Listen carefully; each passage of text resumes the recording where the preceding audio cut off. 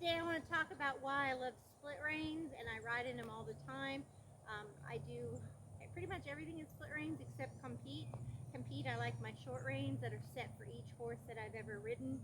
Um, so I do have videos on length of the connecting, barely touching your saddle horn for competition length with your chin strap engaged, and then of course go low for one-handed circle. If you have to move your hand out of your 6-inch box more than an inch to get a response, shorten them again. They should never go behind your saddle horn.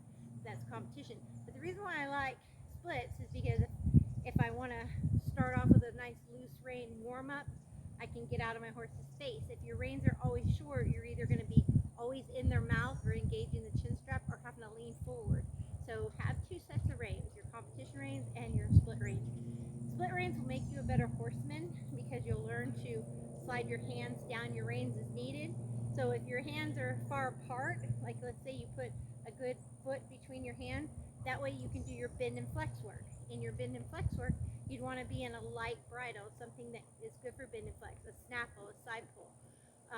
If you're going to work on, other things like rate or competition or maybe drills one-handed, you could put your competition bit on and still have split reins and just shorten them. Now, when you shorten split reins for competition, you want to get them, for one-handed drills or maybe to practice barrels for competition. If you had to make a little lope through or something, get them short enough where they barely touch the horn again, and only have your one hand off center like they would be in real reins. So that way when you do drop and go to the horn, you don't have to move your hand much.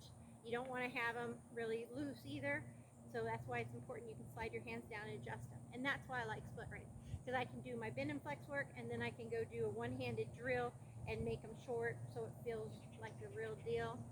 I can do my slow barrels if I'm working on flexing. I can do that two-handed with more room, or I can shorten them up and make it feel like competition reins. So I do think the more you ride in